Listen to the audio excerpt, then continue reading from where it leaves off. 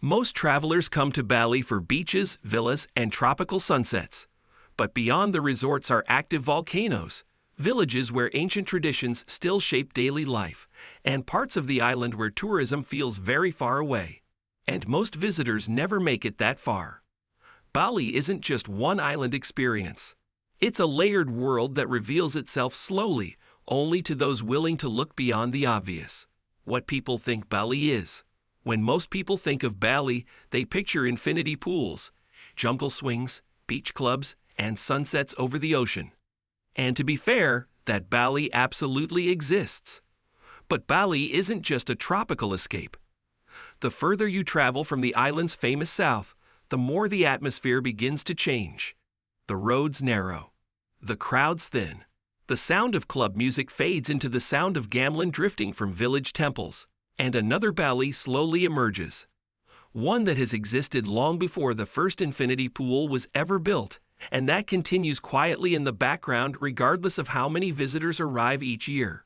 Ubud and the cultural heart. In central Bali, Ubud is often considered the island's cultural heart.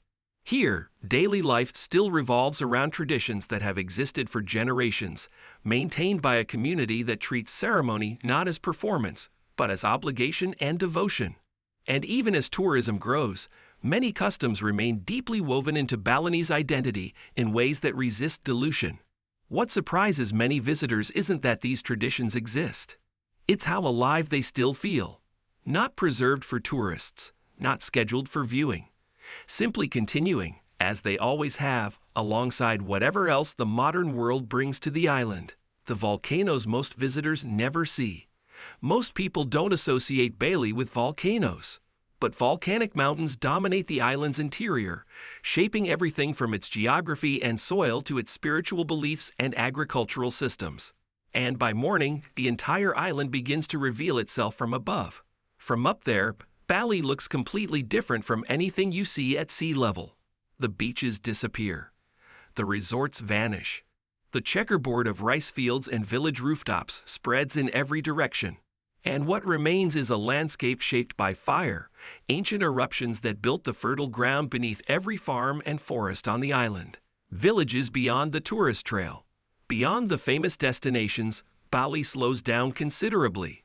In smaller villages scattered across the island's interior and northern highlands, daily life follows rhythms that feel unchanged by the tourism economy concentrated in the south.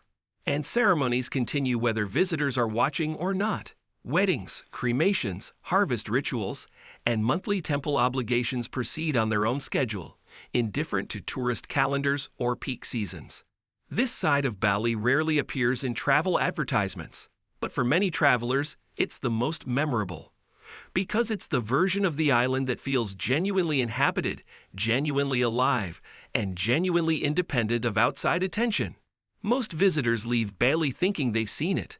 They've seen the beach clubs and the rice terraces and the sunset temples, and those things are real. But the deeper you explore, the more the island changes. If you enjoy discovering destinations beyond the obvious, this channel is built for that. Food beyond the tourist cafes. Bali's food scene goes far beyond smoothie bowls and beachfront restaurants. Local dishes reflect generations of tradition shaped by geography, religion, and community practice. Baby guling, slow-roasted suckling pig spiced with turmeric, ginger, and lemongrass, was historically prepared for temple ceremonies before it became something available on everyday menus. The flavor carries the weight of that history. And some of the island's best meals are found far from the tourist districts, in roadside stalls and village markets, where the clientele is almost entirely local, and the prices reflect that. Food here isn't only about flavor. It's part of everyday life, part of ceremony, part of offering, and part of how communities sustain themselves and each other. Temples and spiritual life. Temples are everywhere in Bali. An estimated 20,000 of them exist across the island, from grand sea temples perched on ocean rocks to small shrines tucked into the corners of family compounds. But they're not simply historic landmarks or photographic backdrops. They remain active parts of community life, maintained by the villages and families they belong to, cleaned and decorated and used on a regular schedule that never pauses. And spirituality continues to influence daily routines across the island in ways both visible and invisible. It's one of the reasons Bali feels so different from many other tropical destinations. The physical environment is beautiful, but it's the spiritual infrastructure beneath it that gives the place its distinctive quality. Northern Bali and the quiet coast. While most travelers stay in southern Bali, the north remains far quieter and far less defined by international tourism. The landscape changes as you drive north through the mountains.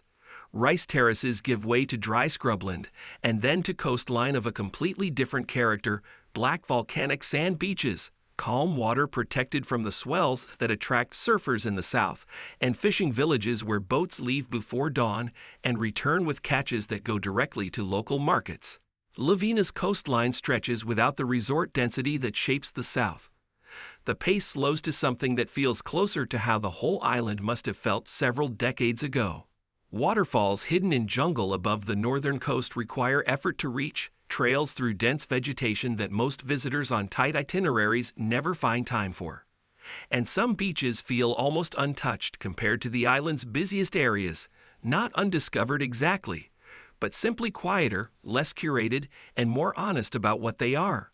This is a side of Bali many visitors never discover, not because it's difficult to reach, but because the pull of the south is strong, and most itineraries never account for what exists at the other end of the island. Why travelers are exploring deeper. Travel habits in Bali are changing. More visitors are staying longer, renting motorbikes, leaving the villa behind for a few days, and following roads that don't appear on highlight itineraries. Exploring beyond the famous beaches has become less of an alternative choice and more of a natural evolution for people who've spent enough time in one place to grow curious about what's beyond it. And looking for experiences that feel more authentic has become a genuine travel motivation, not just a phrase used in marketing materials. Because increasingly, travelers aren't only searching for beautiful places, they're searching for meaningful ones. Places that have an interior life. Places where what you're witnessing isn't arranged for your presence, but simply exists, and you're fortunate enough to pass through it. Bali offers that if you're willing to travel far enough from the places that have already been arranged. Who this side of Bali is for. This side of Bali is for travelers who enjoy contrast and aren't satisfied by a single version of a destination. For people who want culture and nature in the same trip, tradition and adventure without choosing between them. Mountains and coastlines experienced in the same week.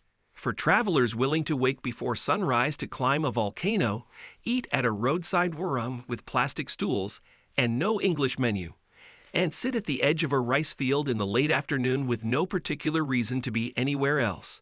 If you prefer depth over checklists, this is where Bali begins to make sense. Not as a resort island, not as a wellness retreat, but as a place with genuine layers, each one more interesting than the last. Bali isn't just beaches and resorts. It's volcanoes, traditions, villages, ceremonies, and landscapes that reveal themselves the deeper you explore. And once you move beyond the obvious places, you realize how much more there is. How much exists just beyond the edge of the resort map. And how little of it requires anything more than curiosity and a willingness to take a different road. Subscribe for more journeys beyond the tourist version. What part of Bali would you explore first?